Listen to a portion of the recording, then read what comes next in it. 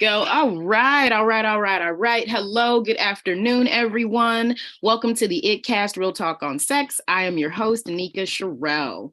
The ItCast is our community outreach podcast that increases diversity in conversations on health and sexuality. Through this work, we are creating a world where all people feel loved, honored, and respected. We have some upcoming events for you. Coming up in the new year, we have the Global Sexual Health and Freedom Summit, February 4th and 5th, 2023. You can get your early bird tickets on sale now. Hurry, hurry. That is going to end on Monday. So go get your tickets now, and we cannot wait to see you there. Also, if you want one-on-one coaching with me, you can visit my link tree to book a free connection session. And also later in the episode, we're going to do our raffle where you can get one of those as well. Please ask us anything. Oh, an actual coaching session. Anyway, ask us anything. We want to hear from you. Go ahead, click the link in the comments below and submit your questions anonymously through our Q&A form. Get bonus access to our content on Patreon. We've got a little extra few videos as well as some gifts and prizes for anyone who signs up over there. You can find us at patreon.com/Nika Sherelle. We go. Also, before we dive in, please subscribe to this YouTube channel and share with everyone in your community. All right, so this week's episode, I'm so excited. This has been near and dear to my heart for the last few years, and I'm really grateful to be able to bring it to you today. Today's episode is Home for the Holidays, and today in the booth, we have Coach Rachel Grant and author Kathleen Hearod.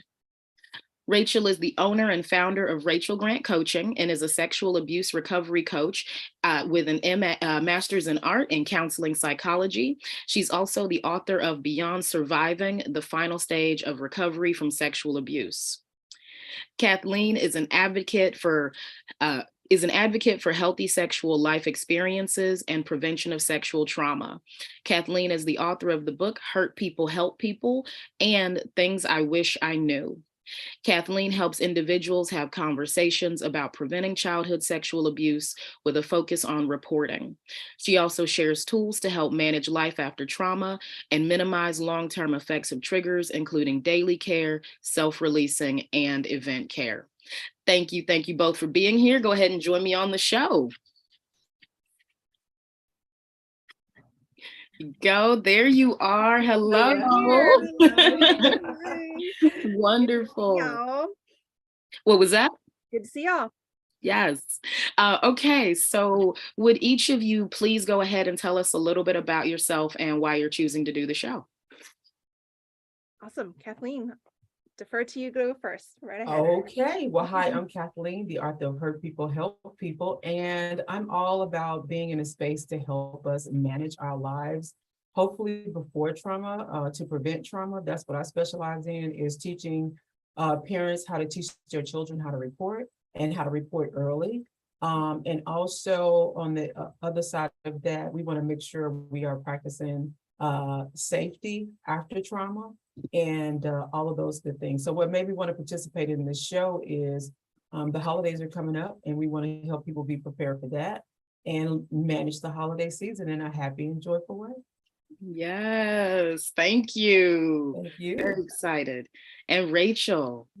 Hi, everyone. I'm Rachel Grant, and I work with survivors of childhood sexual trauma who have really reached a place in their journey where they are just sick and tired of feeling broken and unfixable. It's really like they've been around the mountain, they've done all the things, they've read all the books, and life is better, but not amazing. And so my work through the Beyond Surviving program is really about breaking free from the pain of the past and being able to move on in your life. So stepping out of recovery and stepping into, really living a life that you love. And so I've been doing this work for going on 16 years.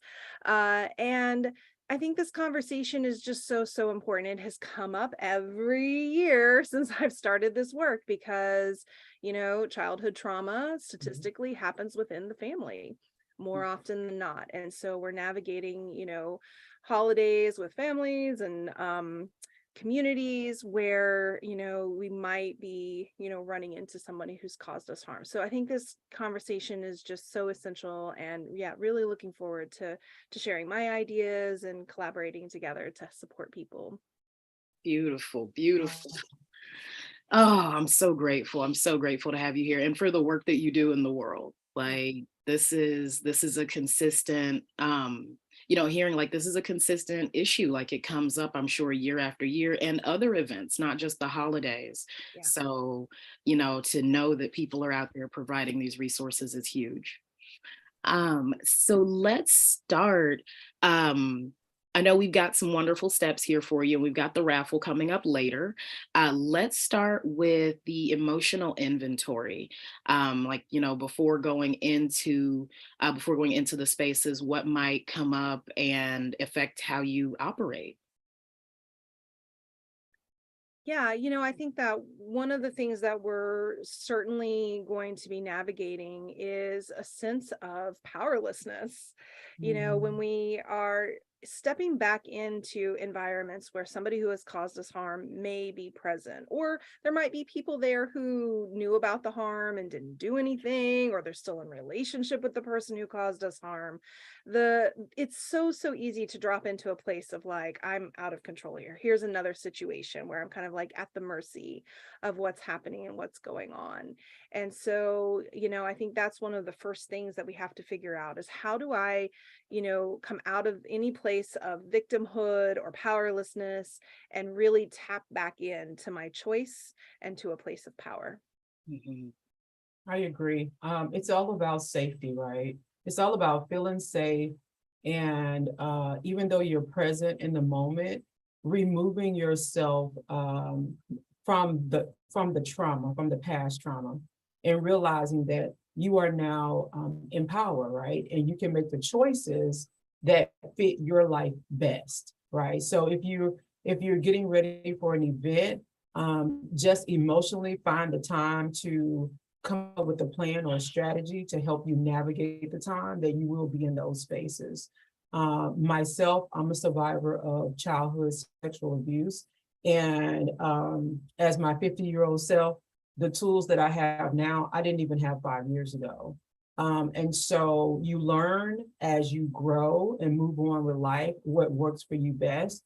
But safety is like a number one priority, especially when you know you're going to be in a place where the perpetrator or the person that hurt you will be present. And so it's a real thing.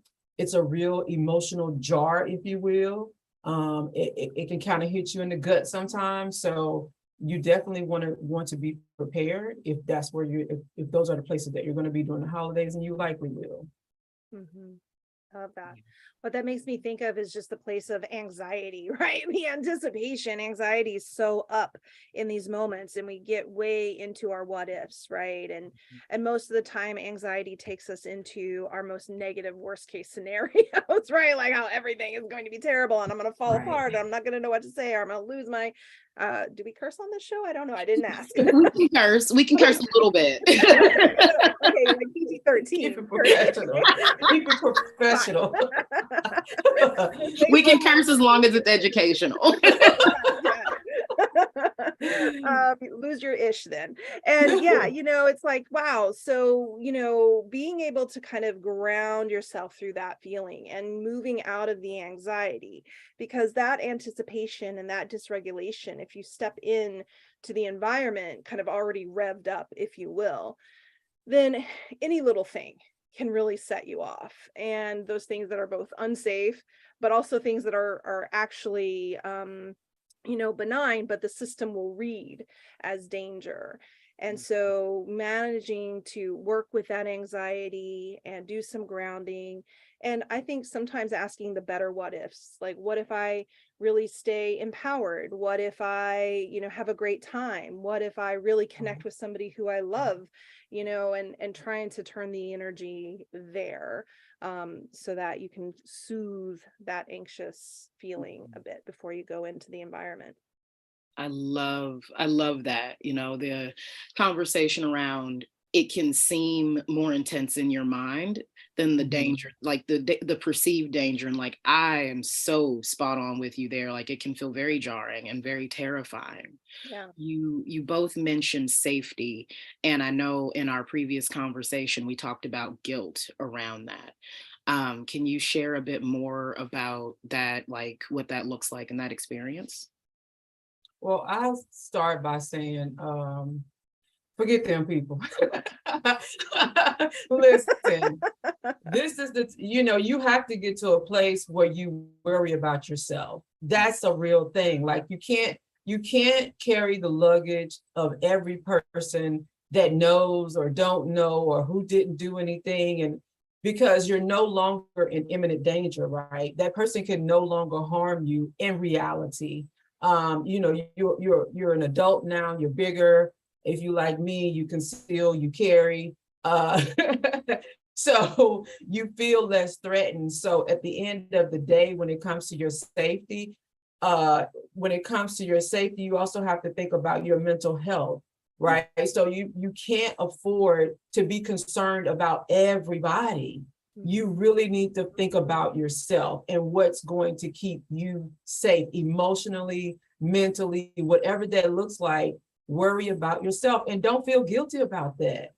Don't feel guilty about that. Some of us feel guilty that we love ourselves. Some of us feel guilty that, hey, I'm happy, and I'm not going to let this person ruin my day. We feel guilty about that. Some of us, since we've experienced pain, we're used to walking in pain and living in pain.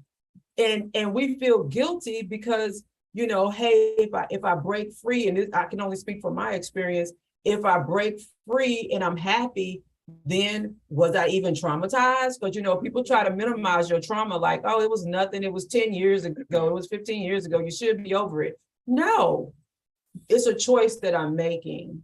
It's a choice that I'm making to be present, to be happy, to manage my life. And I think that's something that we truly do have to talk about, because there are a lot of people who feel guilty, right?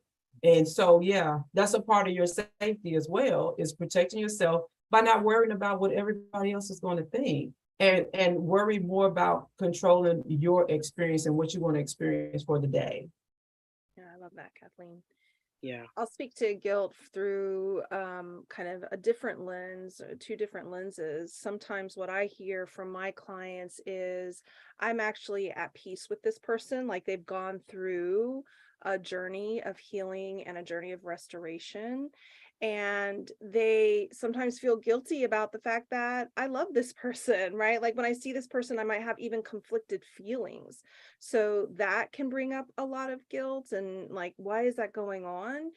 And the other type of guilt that I see sometimes happening is kind of related to what Kathleen was saying, but just the space of like, why is this still an issue? Right? Like, oh, I should be done with this already. Oh my gosh. We start to make ourselves just, bad and wrong because, if you are having fear or concern, or you do feel unsettled about, being in the same space as somebody who's caused you harm. So, that those kind of nuances of guilt can kind of really come up as well. And I think the antidote is very much what Kathleen is saying, though, like, hey, you get to be on your journey. So whatever type of relationship you have with the person who caused you harm, like, that's great. That's beautiful. Whatever it is, it's yours, it's your life, it's your choice. Maybe other people won't get it or understand it. And if you're having any sort of challenge or struggle, that's okay. And very importantly, what Kathleen was saying, like, oh my gosh, like we're adults now. I think that's one of the biggest things that happens around, in many ways, any area of healing of trauma, is like we lose connection with our adult self and we drop back in to that child self. And so we don't see the choices that we have, what we have access to today. So that actually can be a really great exercise to do with yourself before you go to any event. Like, okay, so what's different about me now compared to when I was a child? Right? What are the resources that I have now that I didn't have then? What are the choices that I have now? What's the support that I have now? So you can really start to distinguish that difference between past and present, so that we don't end up kind of collapsing those two and then dropping, out of our adult empowered self. Rachel, that was so good. I just love the way you did that.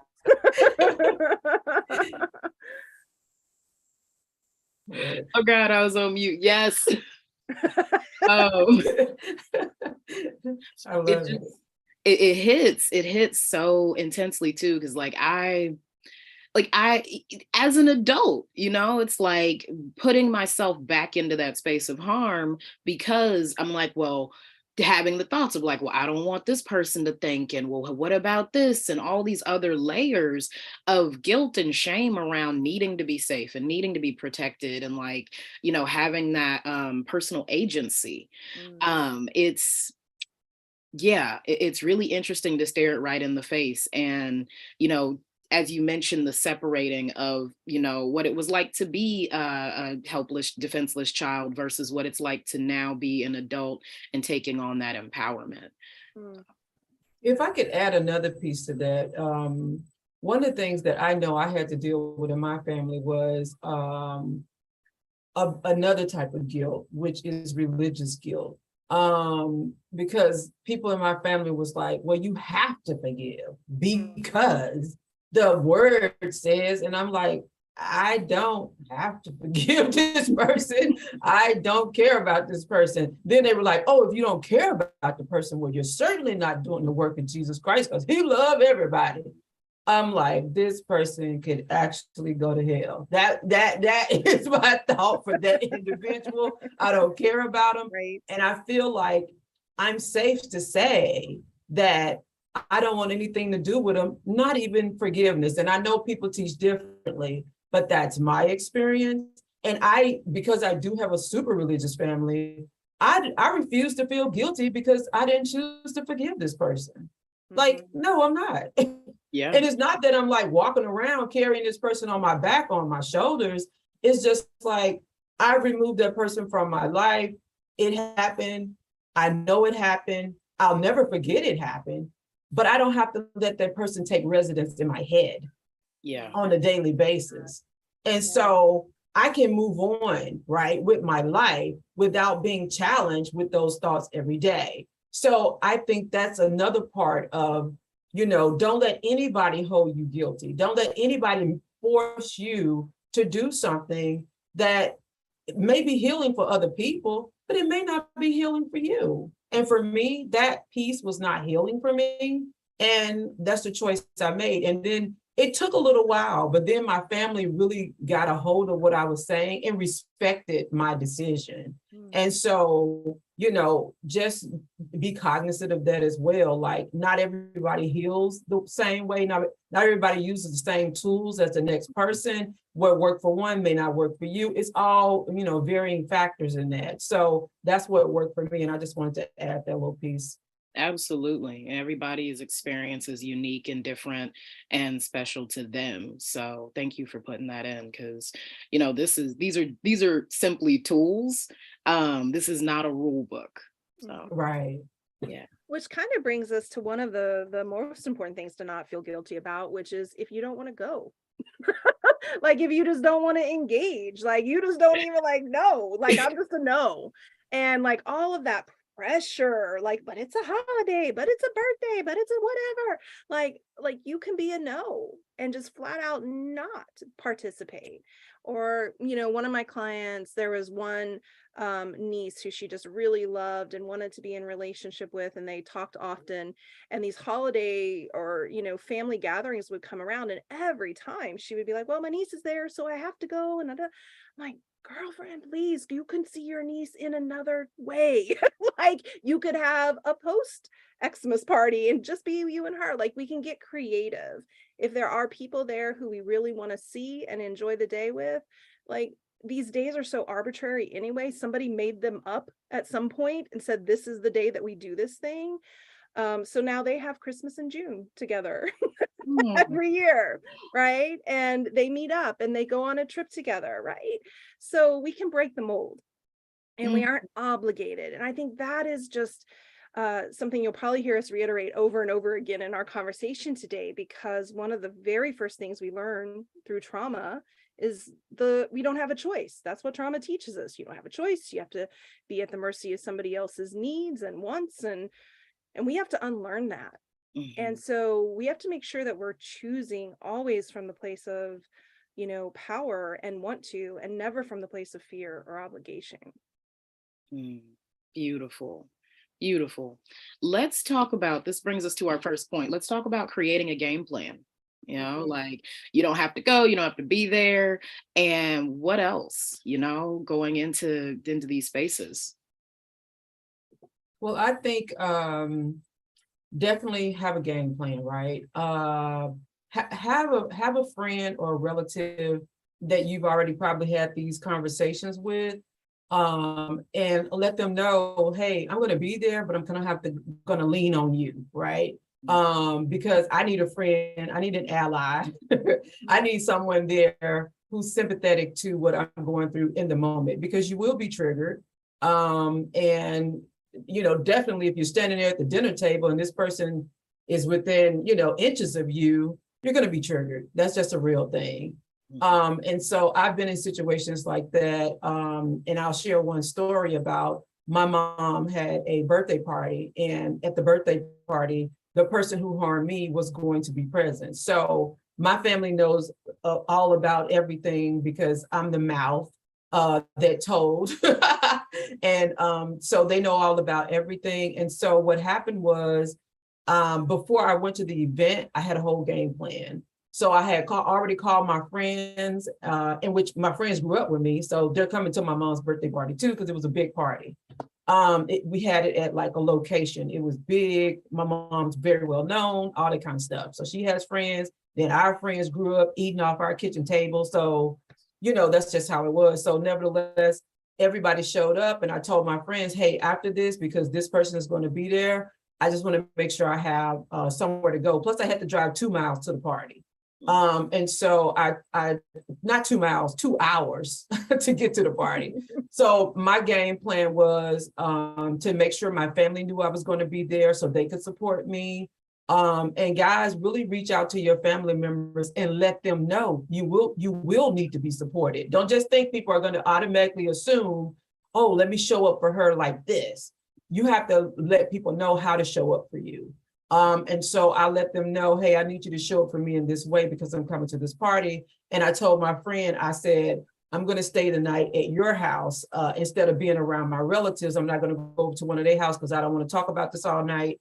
And so I said, I want to come over to your house. So that's how I prepared to show up for that event. And the whole time I was there, my family members and friends were checking on me to make sure I was okay because that other person was there. I felt so supported. I mean, I can't even explain to you what it means to have people that you love and trust who also are fully aware of your situation to support you in real time. Not wait till after the whole event and then be like, girl, are you okay? No, in real time, they're walking up to me and saying, are you okay? Do you need anything? Go to the bathroom if you need a break. And that's what I did. I would go to the bathroom and just be like, oh, God, and then go back in. Yeah, right. Because I also wanted to enjoy the night. I also wanted to see, be there with my mom who was enjoying the night. And, my brothers were there, my nieces, my nephews. It was a fun time. So I don't want to miss out on everything just because of that. And then after that, I went to my friend's house. She had cooked. She had plans for us to go out. And we finished the night. I got up the next day and I drove home. And I was able to enjoy the event. Forget them people. Forget the people that hurt you, right? I want to use another F word. You can. Listen, forget those people. You have a right to enjoy your life past your trauma. And I really want us to understand that, but you do need a strategy. Mm-hmm. Mm-hmm. Oh, that's so well said. Thank you for sharing that story. I love the love that you surrounded yourself with. And one of the skills that you've clearly developed is your capacity to ask for support. And that's so critical. And sometimes it is one of the hardest things for us because, boy, we're good at going it alone. Like we can be very independent. We can be very singularly minded for those of us who've experienced trauma. And so building out that support system is super, super critical. I love the advice to get really specific, like tell people actually how to support you, give them words, give them language, and then what I would add to that, as far as your game plan, that you're kind of what the thinking through that you're doing before you're actually at an event, I would think through, are there any specific scenarios that cause you high levels of distress? And is there anything that you could do that could potentially minimize or reduce the risk of it happening? So I'll give you an example. One of my clients was for decades had been going to this holiday party, and it was a mix and mingle kind of a thing, and then a sit down dinner. And she was always fine during the mix and mingle part of the night. Didn't feel triggered, didn't feel activated, kind of moving through the scene with the person who abused her there. But at dinner, all the time, she would end up sitting next to the person who abused her. So I said, okay, let's think this through a little bit, because of course that was miserable to spend, hours sitting there. I said, let's just brainstorm and see if we could think about any way that we could potentially minimize or reduce the risk of that happening again this year. So we talked around a couple of different ideas, and what we finally landed on is she decided to go to the party early and take 3 jackets with her. And she got to the party, she went to the dining room, and she put those 3 jackets on chairs. Love a universal symbol of do not sit here, right? And so they party. Dinner time comes, she sits down in that middle chair, and the person who abused her goes and sits somewhere else. She took away the jackets. 2 people dropped in who she was more than happy to sit next to. I mean, the first time in 10 years.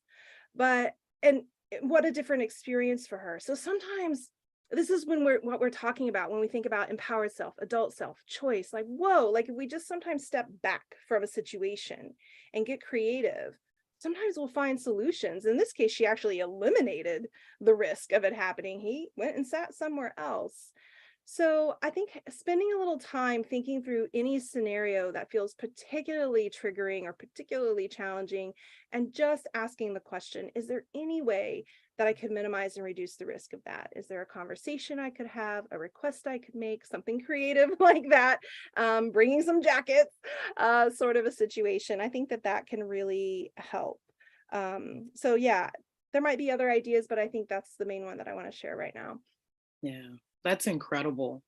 I heard both of you sharing from a space of communication and how important that is, whether it be verbal or nonverbal, asking for help or setting a boundary. All of those are really, really critical. I know that I had to ask for help from some family members for an event that happened when I was an adult. So like it just completely different part of different level of the growth, but actually being able to reach out and say, hey, I can't be around this person. And then watching them like flock to that level of like, okay, we got it. We got your back. We understand. And no, don't worry. Like, as a matter of fact, next time I see him, Gonna be smoked. I love that. Yes. So it's, yeah, that's really, really beautiful. I appreciate everything. So we talked about allies, we talked about emotional protection, having fun, like that's huge. And this is actually this one is in the realm of communication. I just want to highlight it. Asking who's coming, like who is actually going to be there at the event. I think that's a big step to demand your power and agency be considered, regardless of what else is happening over there. Yeah. Love that. So let's talk. Oh, go ahead. Was there something? No, you just made me think about how, we have to get past, I think, the fear and the people pleasing in order to do a lot of the things that we're talking about here today. You know, Kathleen just has it so right. We get to put ourselves first, we get to prioritize ourselves. And when some people, you might be hearing me say that, and it might sound like a complete foreign language to you right now, depending on where you are in your healing journey. Like, I know for me to advocate for myself at a certain place in my healing it felt, monumental. And so when you can find that one person, like maybe you don't have the capacity, but maybe you have that person. It just made me think about last night talking with a friend it's a completely different topic, but struggling with something. And I was like, oh, I have a friend who could probably help you with that. But I could see, like, she didn't even have the capacity to make the request, right, of our mutual friend. I was like, let me do the texting, let me do the asking, right? And so I've had clients who, like, their husband is the one or their partner is the one who does some of that you're recommending, Nika. Like, hey, let me just check in about the guest list for you, right? Like, so I just want to put that on the table, that you can ask for help around those things too, if it feels scary or hard to do. I think the most important thing too is we're encouraging people maybe to start doing things that they haven't done, like they've never probably done any of this. And I think it's important just to start. When I first started advocating for myself and my emotional and mental well-being and safety, it didn't feel good. It didn't feel good to the family, right? Because I'm letting them know, hey, I'm not going to be present because this person is there. I'll share an even deeper story. So my daughter is the product of rape, right? My daughter's beautiful. She's an adult now. She has her own children. She's still the product of rape at the end of the day. So the person who raped me and impregnated me is married to a family member. So when my daughter, and this is very deep and personal, but I'm just being transparent, when my daughter was ready to get married, I went with her to choose her wedding gown.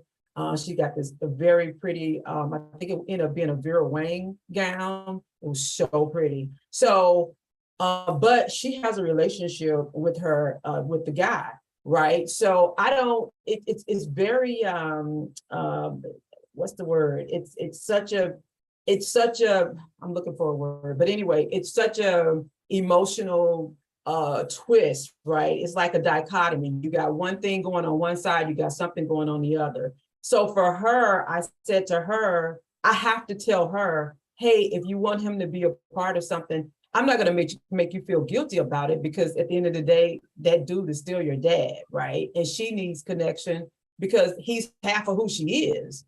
But at the same time, I have to step away. And there are many instances like that where even on her wedding day, my daughter had to make the choice. Do I want my mom there or this other person and that side of the family? It can get so hard. It can get so hard, but I have to stand on what I need. Even when it's even when it's the closest, most dearest person to my heart, my daughter, my whoever it is, I still have to be able to say, hey, I can't show up for this. And so we had to divide the time, like, hey, I can come to the after event if that person is going, like I can come to the reception or whatever. Ended up, the pandemic caused a lot of extra nuances, and she ended up having her wedding at this beautiful park. It was so beautiful. Like, it's this beautiful space that was outside. So we weren't in a building, and I wasn't feeling like, oh, he's right there. You know what I mean? Mm-hmm. And he didn't show up for the wedding anyway, but I was still able to make a choice to show up because I felt like the area wasn't going to be as confined. And at that time, of course, my husband was there to support me as well, but my daughter and her husband supported me as well. And because I did let them know. And see, sometimes we can't find the support because we're not being clear about what we need. And if you're not being clear about what you need, there's no way people can support you. Initially, it may be tough, but over years, over time, they will develop a sensitivity for you as well. And then that will help them be able to blend their support, because I have some family members who I don't have any family members except for the person he married to, who is cool with him. But on my side, they're there for me and supporting me, and that's what's important. And I don't try to take over the support. I don't try to cause a fight, right? I'm not there saying every time you see him, stab him, punch him in the face, I'm just saying, hey, every time he's around, can you make it more comfortable for me, or know that I require a certain level of comfort? I require a certain level of support. And if you don't let people know that, there's no way you're going to get not even an inkling of the support that you need, and you do need support. So, make sure you ask for it and you're very clear, and just start the process, because that's a part of your healing as well. Start to have these conversations. Start to let people know what your needs are. Start to understand that not everyone is going to understand, but you will develop some relationships where people do understand and will support you. Yeah. Yeah. Thank you. That reminds me, the 2 points that you made, environment, and whether or not you feel trapped. That, like, being outside and like having that extra space and the breath of being able to like just walk away, as a solution, I think that's huge. And then to your point, Rachel, with the friend with the jackets, it's like that's another way to not feel trapped, like having your emotional energy encroached on. I know for myself, like I have a hard time sharing vulnerably in a room with doors open. Like, it's not even about if the whole place is empty. It's like that makes me feel safe, knowing that like these are the parameters here. So I think, the things that you're sharing are really huge, that where you need the environmental energy shifts. Yeah. We have a comment from the chat. It says, it must be so hard to ask for support when you want to hide. Yeah, I think that's exactly right. In the work that I do and beyond surviving, it's finding the place in which we can actually advocate for ourselves is all about starting small. So we're giving you lots of different ideas and lots of different ways, and the encouragement is like, pick one thing. You don't have to do all of the things, number one. And what is going to bolster and make all of that easier is the work that we have to do to address shame. At the end of the day, if we're still rooted in a place of self-blame or self-judgment, not deserving, then advocating for ourselves is difficult. And so there are kind of underpinning layers of healing that will ultimately be a foundation on which to build speaking up. But it can also be like, it's almost like a circular feedback loop, right? And you kind of jump on the circle wherever you need to, because when you just take a risk and speak up for yourself in a small, doable, accessible way, then that feeds your self-esteem. That breeds confidence. And then if you see that feedback or that support being applied, then you feel loved and cared for. And so then that bolsters you even more.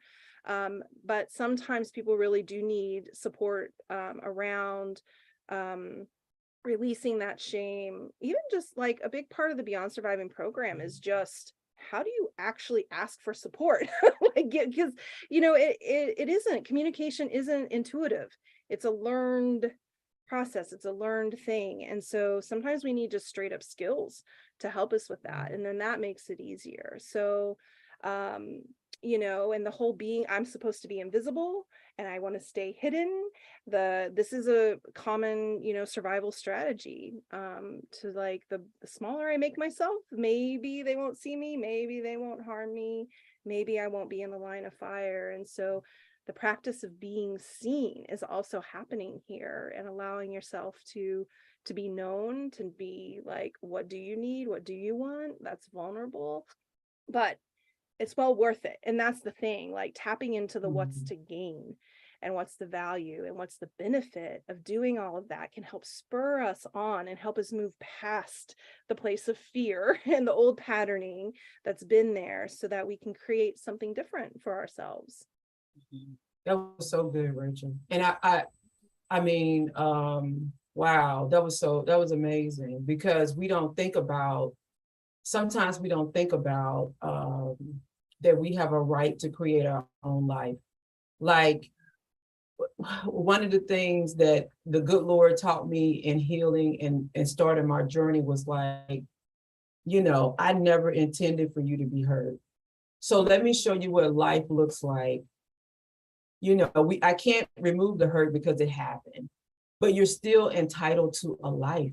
You're still entitled to who you are before the trauma. You're still entitled to be important and worthy and blameless, right? Because nobody asked for it, right?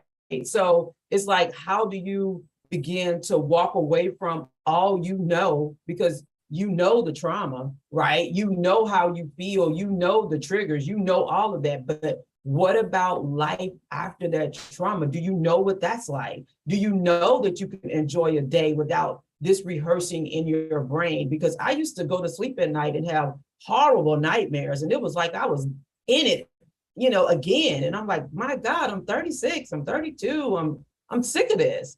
And so my question to the audience would be, we know the trauma, we know how we feel, we know we're triggered, but do you know the other side? Have you tapped into the other side where you can walk into a room and don't feel like you're being swallowed up, where you can walk into a room and you don't feel like everybody's in your face and telling you you're a bad person? And I wanted to get to the other side. I wanted to get to a place where I did have advocates. I wanted to get to a place where I did have support. I wanted to get to a place where when now they call me and tell me, hey, that person is going to be there. What do you need us to do? Or are you coming? And now they create events around me because of my needs. So now they'll say, hey, for Thanksgiving is coming up, it's right around the corner. So my family said to me, we're going to do Thanksgiving at this house and at this place because Kathy, she needs to be around family too. So unless you start to understand you have a right to life after trauma, that you have a right to be happy, to have fun, to be around those family members who are not a part of the person, they're not the person who harmed you. Right? You have other family members. Yeah. So you all can also plan an event on Thanksgiving Day. Maybe Thanksgiving morning, they're there, but Thanksgiving evening, they're with you. So there are a lot of things. And I like what Rachel said earlier about how that person who was victimized was trapped. And so she thought, hey, let me bring some jackets so this person doesn't end up sitting beside me. First of all, if they would have sat beside me, I would have been like, are you freaking kidding me? Hello. And go sit somewhere else. You are not sitting beside me. But sometimes you're in families that are very conservative. You're in families where they want to allow you to speak and say you were harmed. You're in families where they want to push it up under the rug so deep until they've muzzled you and they don't even know they've muzzled you. So you do have to become an advocate for yourself. And you do have to push yourself to get to the other side so you can enjoy your life that you're entitled to. You're entitled to enjoy life. That's your right. So, yeah. Ooh, that gave me goosebumps. Oh Right? It's so powerful. And it's such a strong, important message for everyone to hear. The thought that came to me as you were sharing that was, first of all, I mean, what a badass family you have. I'm like, yes. And I felt a moment of sadness because I know I've had conversations with clients who, even as they advocate for themselves, even as they ask for what they need, the people in their family are just not up for it. So I also want to just put on the table that family, those friends who are family, is really important too, and legit.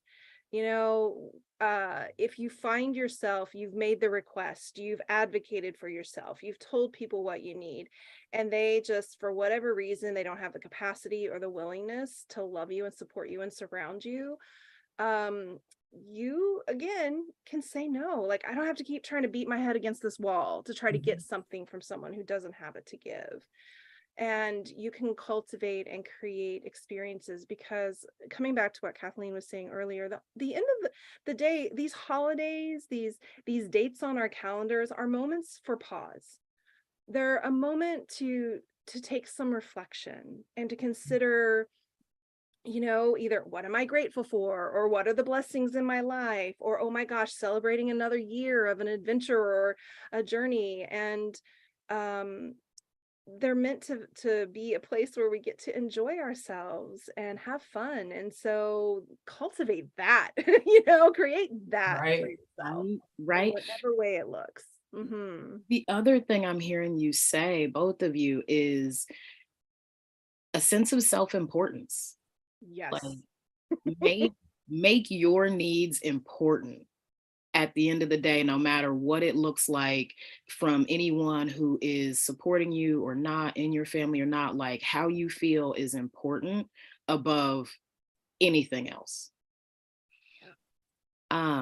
We talked a bit about nervous system, and I want to get into a little bit of like what is actually happening during those moments.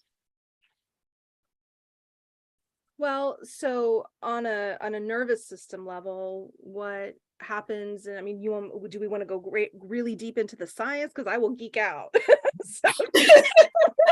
Science, science, science. No, any big words, not big words, any complex words you use, please define them for anyone who may not know. Well, I have to tell you, like when I started to understand the neuroscience of trauma, both in it helped me understand the context of what I experienced when I was being traumatized, and then everything that kind of came after that. But then certainly in present day, when my system would become activated, why I would experience, the things that I was experiencing. So, what we want to first really understand is that trauma is an injury to the brain and to the nervous system. It's the same as if like you have a broken leg. And it's really, I think, very helpful to frame trauma as an injury, because then we start to think about, well, how do we heal the injury? Right? If you broke your leg, you wouldn't walk around for the rest of your life with like, well, darn, I guess I have a broken leg, right? Like, no, like there are steps to resolve that. And so same with trauma. And what is happening neurologically is that we have experiences that set off the I love neurons. The definition of neurons is excitable. They're excitable energy. So they get all excited and they buzz around and they bump into each other, and we create neuronal pathways. So these pathways hold the data and the associations from events that we experience. So the first time you go to the ocean, a neuronal pathway gets created and it holds the data, the smells, the sights, the sounds, the textures, the emotions, the feelings that were present. And then 20 years later, you can be sitting on your couch watching a show and the ocean will come on and you'll be like, oh yeah, I remember that time when I was a kid and I was there, and you can even maybe smell, you'll have like sensory experiences. You might notice a sense of peacefulness. So that's really lovely when it's a day at the beach. But when we're talking about trauma, that's not so easy to work with, right? So we hold data that gets stored and associated with trauma and danger. So sights and sounds and smells and language and sensations. And so we can be out walking in our world and, maybe a scent comes around and it's similar. It doesn't even have to be exactly the same. It's just close enough. And so the brain is constantly interpreting the incoming data. And the thalamus is an amazing part of the brain. It's like the bouncer of your brain. It decides, is this incoming data good, bad, safe, dangerous? But when we've experienced trauma over an extended period of time, thalamus becomes kind of like a little scaredy cat. So like all the data, danger, danger, danger, danger, danger, danger, danger. So if any of you experience a feeling of like hypervigilance, highly anxious all the time, it has to do with this thalamus amygdala connection. So the thalamus processes this data, sends the information to the amygdala, and the amygdala is like your oh shit center of your brain, at least a part of the amygdala. Did you know the amygdala also helps with arousal and pleasure? I bet you didn't. It's amazing. Yeah, like it's so wild that it's both our fear center and our pleasure center. Okay, whoever made the brain, I see you, like sense of humor. Okay, great. But so the amygdala gets triggered, it gets set into its, danger mode. And that's what sets off our freeze, fight, flight response. Meantime, the data is also being sent from the thalamus to the prefrontal cortex. So this is the part of the brain that does all of our executive functioning and higher order data processing. It's where we get focus and motivation from.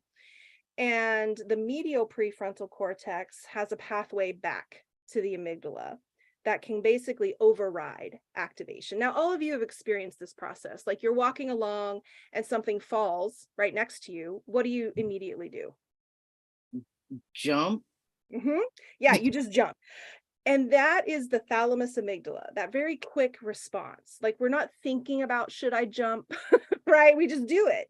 But then we look and we go, oh, it's just a stick.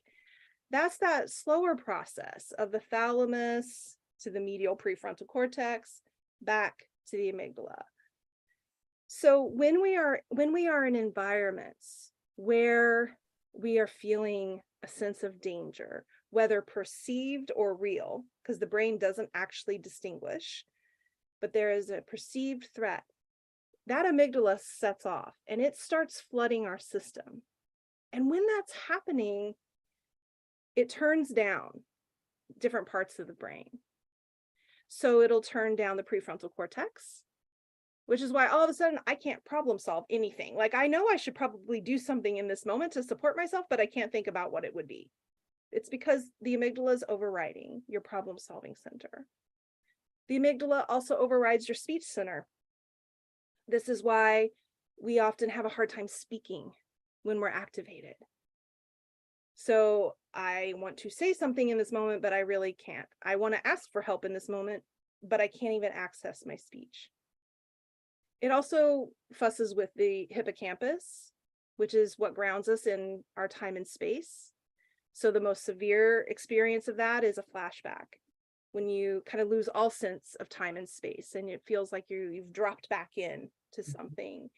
That's different from a memory. Memory is just memory. But a flashback is when you have that kind of loss of sense of time and space. So you're at the party, you're drinking your cocktail, you're having a good time, and then, you know, this person rolls up and all of a sudden that whole process starts. It's not something that you can control. You can't stop the initial activation. And so then all of a sudden you want to turn to your friend to ask for help, but you can't speak, right? You start to have all these physical sensations. Your heart starts to beat, your palms get sweaty, your face gets flushed. And then you start to like, oh my gosh, I can't think straight. What's going on? And so when we learn to take care of our nervous system, we're less easily triggered, right? And we can use adaptive skills to help us come out of moments of activation. And that's really like the heart and soul of the work I do, is really about teaching that. Like, what would you do in that moment if you can't speak, if you're not thinking straight? What are the other things that you can do to help bring your nervous system back online so that you can handle what's happening in the moment? Did I go too deep, y'all? Just tell me. No. Like, well, I'll just is it helpful? Are we going in the right direction with that? Yeah, I'm right there with you. I think it actually is good because it helps us kind of loop back around to the initial conversation about being prepared for an event. Yeah. Because those are times, in order to keep your nervous system in balance, you do have to have people there that understand what you're going through. So if that person does walk by you, you do have to take bathroom breaks or breaks, you know, step outside for a minute and, you know, to help you stay regulated. Maybe for me, I'm going to the bathroom or I'm going to step outside. Now, during my mom's party, it was so cold because her birthday is during the cold season. So I had my coat and everything, but I'm like, I'm not going outside. So, you know, you can step into the bathroom or into a place. I found, actually, I think it was my son-in-law who found a chair and placed it in a whole different quiet space, so that when I needed to take a break, I could just go sit in a chair and have a quiet place. So you do have to learn, because your system will become overwhelmed, because you will be triggered. Let's just be real about it. It's going to happen. Nobody's ever going to, I'm not going to say what nobody will ever do, but in my experience, you can't outgrow trauma. You can't heal from it, right? You can learn how to manage it. But I don't think it'll ever be a day where you'll wake up and be like, oh, that never happened to me. I mean, people can suppress it. But if you're just trying to learn how to manage it, then you do have to have ways where you can take breaks, where you can just mentally shut down. And like me, I have a traumatic brain injury. So I do have points where my system is overstimulated. Even when I'm in the grocery store, sometimes I know I have about 20 minutes because after that, I'm going to get overstimulated. And my body will literally shut down, like can't walk, can't talk, all types of things. So the nervous system, what Rachel is saying is real. You will shut down. You will become nonverbal. You will not be able to respond and think and do all of those things. So it's important that you do have a system set up and that you're clear. You're not going crazy, right? You're it's not all those weird things. It is your nervous system, right? And it is going to take control, and it will reduce you to fight or flight. And you don't want to be at an event and be reduced to fight or flight when you feel like, I just got to get out of here, because you're overly anxious, but it will happen. So the best way to do with my TBI, if I become over anxious, they teach us a technique called palming, where I have so much, like I'm in a dark room right now. You can't tell, right? But I'm literally, there are no lights on in this room. The only thing is open, in which my house is up under a lot of trees, but the only thing is open is my blinds are kind of slightly open. So it looks like it's lit in here, but it's not. There's not even a light on. But that's the skill that I picked up on from being in TBI groups that I participate in, because I know I have been traumatized. I actually have a brain injury. But what Rachel is saying too, and Rachel, I hope you don't mind me I'm just calling your name. But what Rachel is brought to the forefront too is that trauma does injure the brain. So you will need tools to help you manage, and I'm using my hands. But anyway, you will need tools to help you manage. And the reason why is because on a daily basis, you want to have the best experience possible. Mm-hmm. I've been injured. I have a brain injury. I have to use the tools to make me have the best experience I can possible in life right now. So if that's taking time to do a face palm, which is normally 3 minutes, 60 seconds to 3 minutes, whatever it is, that's what I have to do, right? You just have to do it. And the more I do it, and the more I had to live with this, the more I developed my skills to help me maximize my day. And if you don't develop skills to help you maximize your day, then you'll fall back and you'll have these horrible, horrible times when you have to reset, because you have your system is overwhelmed. And when your system is overwhelmed, you can force yourself to have a very hard reset. And I learned, like, hey, your nervous system is being triggered. So now when I feel that overwhelming sensation, I know, stop. Whatever I'm doing, just stop. Mm-hmm. Take some time. Don't overwhelm your system. Don't overdo it. I can be washing the dishes.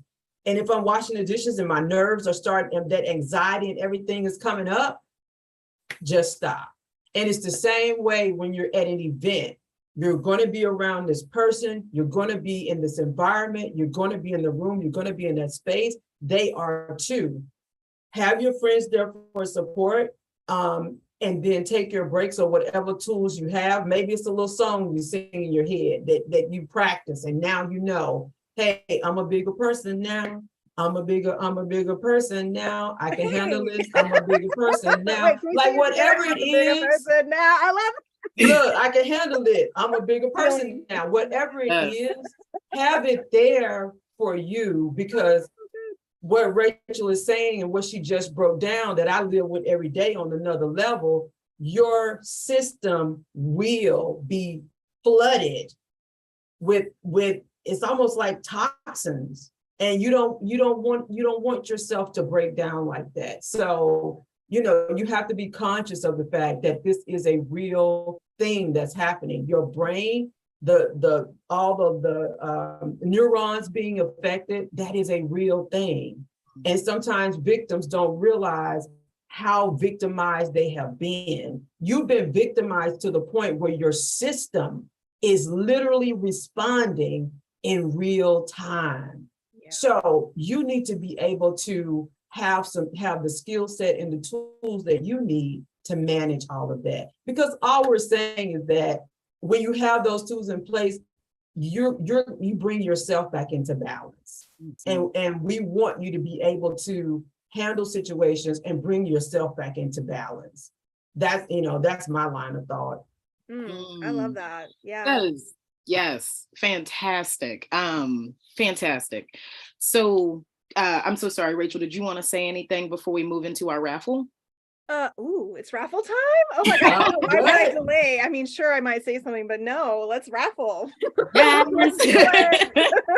whatever Rachel's raffling, I want a 28-day, whatever that is. Like I'm like, what is Rachel doing?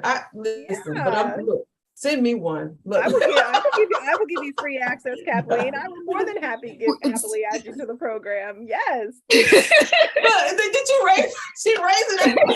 Like, me too. Yes. I am more than happy. And it's something I can share on with my group where we're talking about preventing child sexual abuse. It sounds like a powerful resource, and I'm just listening to all the information you're sharing today, and I'm like, this is the person that people need to be connected to. People who do understand how to help people navigate this journey and is sympathetic to what victims go through. And some people are sympathetic, but they're not empowering. So I feel good that you're a person, you're sympathetic and you're empathetic, but you're also empowering people to be able to manage their lives. And sometimes people don't realize how important that is, because you're still living after the trauma. So you want to live, your life as best as possible. So that's what makes me look at you like, hey, this is a person to connect with, because of the amount of information you're sharing and what you're sharing. Not just you're a victim, but hey, you can be empowered and you are entitled to life after trauma. So look, give me a 28-day. I will. Thank you. You're making me feel teary-eyed. That's really what I love you, Rachel. Thank you for that. Oh God, yes. I'm so grateful to have both of you on, and I feel that was a good pre-testimonial right there. Like, okay, so while we are quantifying our entries, I want each of us to share a bit more about what our actual offering is. We're going to have 3 winners today, and the first one we're going to draw is the free coaching session with yours truly. So basically, I'm offering an opportunity to sit down and work on actually looking at what's there and what comes up for you, providing resources to make sure that you're empowered and moving through these spaces together so that you know that you're safe, you're held, there's compassion there, and you're not alone. These are things that people step through every single day. And one of the big challenges is we think that we're alone. No one's going to understand this, and that there aren't going to be benefits from sharing. So we can come up with an action plan, an accountability process that actually moves you towards what you need, including wonderful information and access to the resources of people who've been on the show, such as these 2 wonderful people. Go ahead, Kathleen, can you tell us a bit more about your book? And that'll be our second drawing. Go ahead. Awesome. So the name of my book is Hurt People, Help People. I know we hear a lot about hurt people, but hurt people or persons like myself who was harmed. My duty, my passion is to help people. And so I wrote the book, Hurt People, Help People, and I will be offering that book to the individual whose name is chosen or drawn. And it's a book that's centered on prevention, right, and awareness to help parents also be able to share with their children how harm happens, who causes harm, where harm is caused, lot of us have this, we believe that, hey, that person is a teacher, that person is a doctor, that person is this, or whatever their title is, but title does not equal safety. There is no safety in a title whatsoever. So a lot of people don't understand that. A lot of people have in their mind that when something like this happens, a child is kidnapped and they're on this long journey and then they're molested. No, molestation takes place in less than a minute, less than 30 seconds. It takes that long to do something that is traumatizing to your child. So it removes all of this, far thinking that we have, that it's some stranger, it's some bum or it's some crazy looking person. No, it's your family member, because over 88% of those who are victimized by someone close to the family or a family member. So it removes all of these myths that we have about child sexual abuse, thinking it's some long drawn out story. No, it's happening every day in every place by people who look and talk just like me and you, who are professionals, who hold degrees, millionaires, the lady next door, grandparents. Everybody is out here, unfortunately, they're out here hurting our children. So that's what the book is all about, to clear some of that up. But also in the book is an app, and the app is all about reporting. The worst thing in the world that I hear is not only that a child is being molested, but that it's been taking place for the last 5 years of their life. Like, if I really want us to be able to empower our children to report as soon as something happens. So the app, the link to the app is in the book. You can also, it also has cards that come in the book. They no longer come in the book because I have the app now, but you can order the physical cards if you would like. And they really just break down and allow your children to tell what is happening. And the app allows them to do the same thing. They can give a description, they can give a name, they can tell the location, they can screenshot it, they can send it to you, whatever they want to do using the app. And so that is the book that I will be giving away to one of you individuals who joined us today. And thank you for joining us. And I'm Kathleen, the author of Hurt People, Help People. Beautiful. Rachel, tell us about this boot camp. First, I just have to say that is so genius, Kathleen, and I'm getting that book and I'm sharing it as my book of the month in the newsletter. And thank you for doing that work. Wow. Prevention and awareness work is something I'm just starting to dip my toe into, and it's deep and it's challenging, and I just like an app. Are you kidding me? Oh my gosh, it's just so genius. So just cheers and kudos to you for all the effort and work you've put into developing that. Badass. Love it. So yes, the 28-day boot camp for the brain, this program I really developed through the lens of like, these are the tools that I want. If somebody has nothing else, you have to have this part. So we're going to look at the 5 foundations for healing the nervous system. It's a self-study program. You'll receive everything on a day-to-day basis via email. And it's really going to support you in understanding more of the neuroscience of trauma. We touched on it a bit today, but we'll go even deeper in the program. You'll get lots of exercises. You're all probably noticing my work is always about the what do we do about it? Yes, theory, less information, yes, reflection, but then what are we actually going to do to change things? So you're going to get practical, doable tools and strategies that are going to teach you how to retrain your brain, how to heal the nervous system, and ultimately, what we've been talking about today, being able to feel in charge of your life again. So you'll have lifetime access to the materials. So you can either go at the pace as set forth, or you can slow it down, do it once at the pace and then come back. But all in all, it's really going to give you just a really great foundation for nervous system regulation and healing.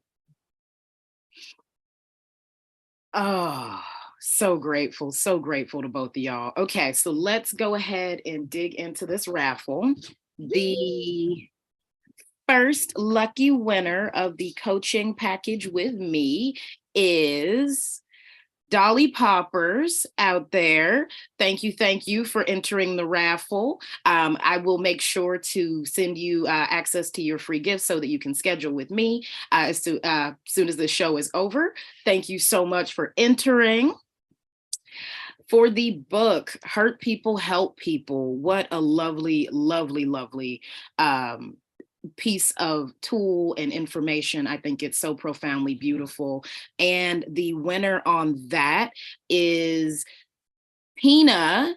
We got you as a win on here, and we'll make sure that you get that. Yeah. Dolly and Tina, thank you, thank you.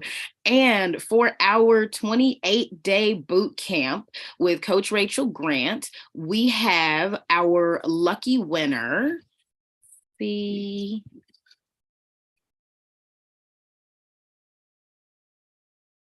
All right, Trish, you have won the 28-day boot camp. Awesome, Trish. Awesome. Beautiful, beautiful. I love it. This makes me so happy. I'm super grateful for everyone who contributed and entered into the raffle. This is such a beautiful, beautiful thing, and I'm really grateful that you participated today. So we have a bit more in our resource conversation. This actually came up while you were sharing, Kathleen, is the conversation around kids and reporting.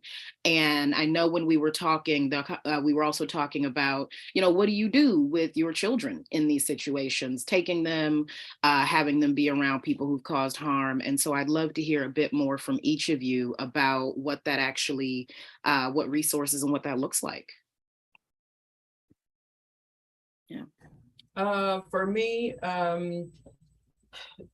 parents need to, and I'm not criticizing parents or anything, I'm just speaking on awareness.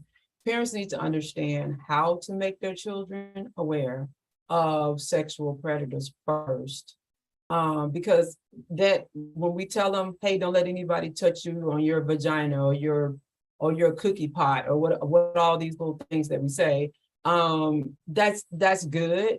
But in the mind of a child, most children would probably associate that with a complete stranger, right? They're in general, they're going to be thinking about some weirdo doing something weird to them.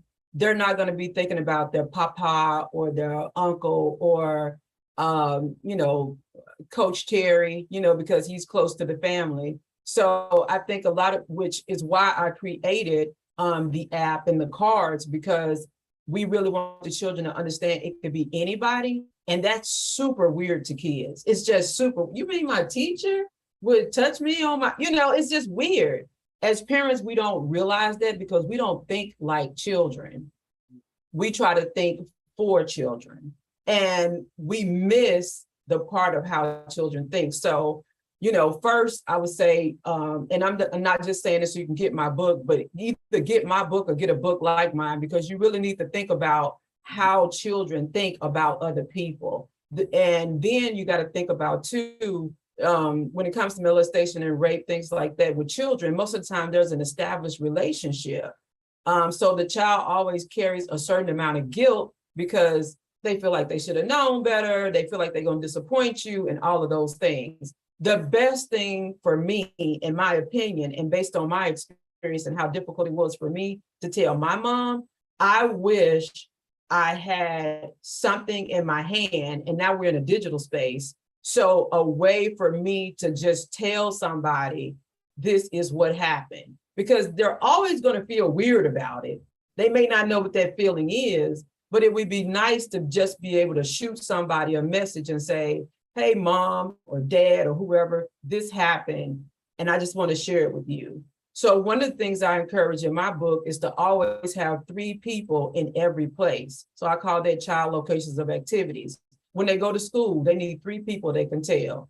Principal, teacher, whoever that's going to be. When they go to family functions, they need 3 people they can tell. Not just you, but a cousin, an aunt, somebody. They need 3 different people. And why do I say 3 different people? Because sometimes you can tell one person and they don't do jack, but tell you to keep your mouth closed, or, hey, don't tell nobody else this. We're going to work it out between ourselves. So they need 3 people in every place that they're in. So that's the tip I would give, like at least have 3 people in every place that your children attends, whether that's church, the library, school, the places that your child are frequently at. Have at least 3 people that they can text message or tell if anything were to happen. Get them ready for the holiday season, because that's when they're going to see people who are acting their best. having the most fun and will still take you in the bedroom and do something inappropriate. So get them prepared to let them know this could happen even with your so-called best friend's mom. Like, really let them know if anybody, anytime, and make it easy for them to tell. Text messaging is so easy. And I think everybody has like a Chromebook so they can send you an email. I teach kindergartners, and kindergartners have Chromebooks. They know how to email. So so open it up to technology and allow them to have a resource to let you know. That's so good. I've never really thought about the lens of using technology as the way to support a child in communicating what's happening for them. Thank you for that. That's super great. What I would add to what's already been offered is that I think there are kind of two conversations happening for me in my head. There's the bigger overall, how do you as a parent or a caregiver or a guardian become empowered yourself to have these conversations, to teach your child. And so like Kathleen's book, I offer a training called The Empowered Parent that will come up again in April. It'll be after the holidays, obviously, but that's a place where we really talk about prevention and awareness and response to a child's disclosure or discovery. And so sometimes we need to just be more shored up ourselves so that we're doing the ever ongoing conversation that needs to be happening with our children so that they are empowered. Speaking very specifically to, okay, you're at the event, you're at a party, all abuse and trauma happens in the context of it's not visible and it's not interruptible. And so thinking about the space that you're going to be in, and are there any places where you just like child, you just don't go there, right? You stay here where you're visible, where actions, behaviors are interruptible. And that's everything from, the uncle who's like just forcing a hug, right? That counts, to something, severe. So try to keep that. It's really about minimizing one-to-one interactions ultimately. And so, trying to give some thought to that, and then being a little bit on patrol, like when I was a nanny for 8 years, I would sometimes go to the holiday events or whatever. And most of the times I was right with the kids because that was my job. But sometimes I would have a moment where I got to go get some food or whatever, and the kids were kind of off playing together, but I literally just had to watch, and just every 20 minutes walking by. For sure, within the frame of 20 minutes, something can happen, but what you're kind of signaling to the people around you is not on my watch. Like, I'm here, I'm paying attention, you're not going to get away with much here. So that is just another strategy that I've used in situations. And I 100% want to just echo and reinforce what Kathleen is saying. When we have these conversations with our children, as uncomfortable as it is, being sure to say, if anyone touches you in a way that makes you feel icky or uncomfortable or scared, whether that's me, your father, your brother, your sister, your aunt, your uncle, like literally give them the list. Because if you just say people, yeah, exactly, their minds kind of go to this outward place. But when you put yourself in the mix as well as these other people, then it lands a little better. And what's also true is you just need to have that conversation on a regular repeat basis, because a child will hear it one time and we think, okay, they got it. But actually it could be years later and you tell them the same message and they go, oh, wait, you mean it could be somebody I know? Like, that's actually happened with my co-presenter, Toby Stark, and her child for our program, The Empowered Parent. So yeah, don't be afraid, to name those things and bring it up, because it's just so important. And try to avoid language that is good touch, bad touch. That's not helpful languaging, because sexual trauma sometimes feels good. And so then that's confusing for the child. Do I talk about this? I don't know. It didn't feel bad. It felt weird or scary, but it didn't feel, yeah. So just using that very explicit language of icky, uncomfortable, scary, whatever, is just better language to use. Thank you both. That was really, really good framing. As you were sharing, to echo you, Kathleen, when you were sharing about the way that a child's brain thinks. Like it's such a different reality coming from that kid's perspective versus an adult, especially when you don't have the templates and the assumptions of stereotypes about how this goes. And I recall when I was a kid thinking that all the adults all knew each other and they were all on the same page about everything that was going on because they were grown. Yeah, right. And that was how my kid brain thought. And as an adult, I'm like, I'll talk to people and they're like, wait, that? Wait, huh? And I'm like, you didn't know. So it's very fascinating. It's very fascinating. And then to your point, Rachel, of like icky, scary, like, things like that where kids can relate to it because good touch and bad place and good place and bad place are things that are going out the door. They're vague, they're hard to understand and communicate, and they provide more stigma. So the way that you're setting that up and talking about it and even saying, like, even if it's me, like so that the kid has agency to say, hey, this didn't work, whatever it was, whatever it is. So I think those are hugely helpful. Thank you both. And then we touched a bit on aftercare. And I think, do you have anything else that you want to say for people who are in these spaces and just to wrap up their experience? I definitely would say for aftercare, be prepared. Be prepared, whatever your thing is, like, and don't feel bad that you were triggered or whatever the experience was. And now you need to kind of get all that icky off of you. Like you need to get that funk off of you. So, be prepared to do something great for yourself. I used to have this thing where wherever I wanted to lift myself up before I developed this crazy allergy that I have, I would go to Merv's Candy and get me a Merv's Candy apple. And that was my thing, just to lift me up. I'm like, I don't care. Give me that $8 candy apple, $12, whatever they cost. I'm like, listen, I just conquered a day. I deserve this Merv's caramel candy apple with pecans on it. And I would get it. So whatever your thing is, whether it's a lavender bath, whether it's listening to music, like whatever it takes to just bring you back down to your full balance of yourself, then that's what you need. Whether it's a Starbucks caramel macchiato. My daughter was asking me this morning, do you like Starbucks? I said, the only thing I get is the caramel macchiato. She was like, okay. So just whatever it needs to be for you. Maybe you need to come home and scream, right? And just get it off of you, whatever it is. Just be like, you know what?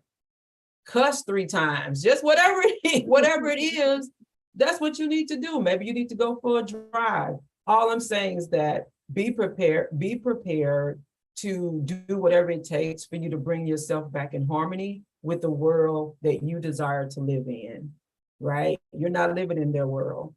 You are living in your world that you have the power to create and that you are entitled to. So be prepared to take whatever action it is afterwards to bring you back into balance. Yeah. Ditto. The only strategy that I would add to that is what we know is often happening when we're in these kinds of environments is there are some levels of suppression.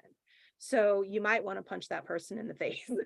They might say something and you might want to be like, oh, hell no, but you don't say it out loud because you're in this environment. You're trying to maybe manage the social situation. So there might be things that you wish you could have said or things that you wish you could have done while you were there that you suppressed. And so I think for me, a really important practice is when I get back into my safe space, I give myself permission to do that. So that's everything from like literally acting that out, like, ooh, I wish I could have punched him in the face, right? Like I will punch him hello, right? And release that energy so that it doesn't get stored in my body. For me, it's often language. So I will do what's called a spew letter and I'll just spew it out, right? Sometimes I say it out loud, but usually writing for me is more effective. And so I'll just go through and like, I wish I could have said this. I wish I could have said that. I wanted to say this. And in that way, like it's kind of like getting it said after the fact. So it doesn't get stuck in my system and in my body. I love that as a process. And I'm adding caramel apples to my self-care routine. I forgot how good those were until you said. I was like, oh yeah, those are actually really great. They're sticky. You feel like a kid. Like, it's just great. Yeah, I love it. Oh God, yes, yes. I am a sweets reward too. Like, the whole all brownies is what popped into my head. I love chocolate. And I love the framing. I love the framing of like, I'm giving myself a reward. I'm giving myself a treat. I just came through something intense. I did it. I made it. It happened. I was in everything I needed to be. I did everything that I could do. And now I deserve to treat myself to something special. Mm-hmm. You just made me think that I think one thing that I used to fall into is after something that was challenging, my brain likes to go back and rehearse it all again. I should have said that. I should have done that differently. And there can be some learning there, but most of the time we only want to look at the places where we think that we fell short. And I think that does us such a disservice. Look at the things that you want to celebrate. Yeah, like your hell yeahs, and put your focus on that. How did I do that better? Even if I got triggered, look at that. I didn't stay triggered as long as I did last time, or I really self-soothed. I really took care of myself. Whatever it is, but look for your wins in those moments and don't focus on the places where you think that you fell short or you got tripped up. Give yourself a lot of grace, a lot of compassion, and I'm hearing a lot of chocolate. So a lot of caramel there. I'm glad you pointed that out, Rachel, because we don't know we're winners. We were traumatized, but we're still winners. And we don't focus on the fact that we are winners. And every time we go to an event or whatever happens and we come out and, I remember sometimes where I would end up in the fetal position for weeks, for days, just horrible. But now I'm able to celebrate more wins. And that's important to me. So I encourage everybody, just what Rachel just said, don't focus on how angry you were in that moment and how you wanted to choke them, and I'll just focus on I'm good. I am good. Okay. I just was in that person's presence. I came home. I'm good. You won. Okay. And just kind of focus in on that. And then, like Rachel was saying, over time, if you something about being rewarded, and I teach kindergartners, something about being rewarded, boy, just lights you up, makes you feel good. And makes you feel like you're Superwoman or Superman. So listen, get used to rewarding yourself for healing, for overcoming, for moving past your trauma. Yes, we all know it is real, but guess what? We still are entitled to life. So let's live our best life. Amen. Love that. Okay. So, we're going to wrap up in just a second. I wanted to quickly double back to one thing that was shared in our pre-conversation around self-harm. Could we just take a quick second to address that? Because I don't want to leave it out for anyone who's watching. Oh, Rachel. So self-harm through the lens of... Oh, sorry. I'll be specific. I was like, it's a big category. It is. So actually, I think it was you, Kathleen, we were talking about going home for the holidays and like doing things to yourself to be in that space. So what came up that stood out was like smoking and drinking. That, yeah. Maladaptive coping strategies, like falling back into that. Yeah. Okay. Yeah. So I know for me, on your healing journey, as you're healing, you want to make sure you are healing and not just trading off, right? Like I'm healing, but I need, some not Xanax, but some illicit drug or something illegal, or I'm going to smoke 15 packs of cigarettes a day. Just make sure you're not, even when you're going through these situations, say like you got to be present for the holidays or for Christmas or whatever it is, don't allow yourself mentally to break down to the point where now you're harming yourself. It's like, oh yeah, I'm here, but I'm triggered. So now you just, you're turning back the drinks, it's one drink and you're turning back another one. By the time you leave, you're drunk, you're out of your mind. If you practice what we've been talking about today, having a whole game plan, finding people who can support you, because we don't want you to have that hard reset. If you crash and burn, and then you got to spend a week just building yourself back up so you can do minimum things. And I shared this once before on a podcast, but I would, be triggered. And then I would end up, I only had enough energy to go to work and come back home. I was barely eating because I spent all that time in the fetal position, just, not even able to take care. I can get up and shower. Sometimes I wouldn't even shower. I would just get up and brush my teeth because I know I had to go to work.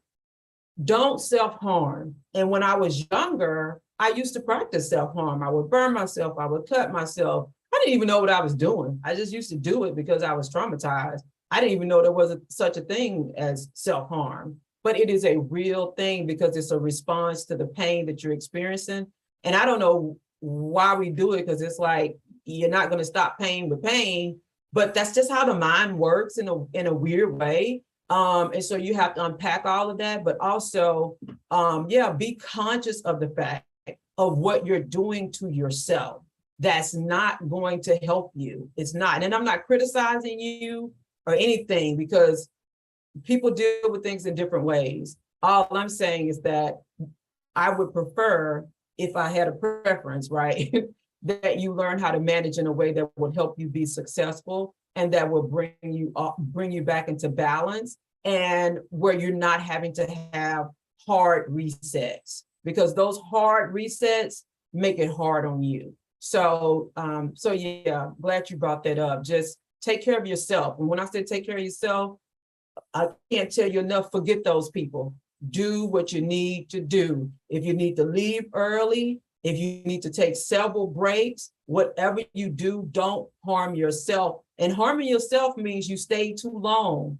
So now you feel like in order for you to make it through the night, you got to take 3 drinks. That's harming yourself. So just be conscious of the fact and do whatever you have to do to stay in a healthy place. Thank you. Beautiful, beautiful. Okay, well, thank you everybody out there for joining us today. This is the ItCast Real Talk on Sex, our community outreach podcast that increases diversity in conversations on health and sexuality. Through this work, we are creating a world where all people feel loved, honored, and respected. We do have some upcoming events. The Global Sexual Health and Freedom Summit is going to be back February 4th and 5th, 2023. Please go get your tickets now. You can register at sexhealthsummit.com. Also, get one-on-one coaching with me by filling out the Calendly in my link tree to go ahead and book a connection session where we can discover what will empower you. Ask us anything you want to hear on the show. Thank you for all the comments today, all the people who entered the raffle, everyone who has been with us on this journey. It really means a lot. You can get access to our bonus content. We're about to hop over to the after chat and just talk a little bit about how the show went. So you can see that on our Patreon, patreon.com/Nika Sherelle. Learn more about our work at theitcast.com. Subscribe to this YouTube channel and share this work with your community. Thank you so much for joining us today. Amazing. Thank you, Nika, for hosting and leading. Thank you, Nika. Thank you. Thanks for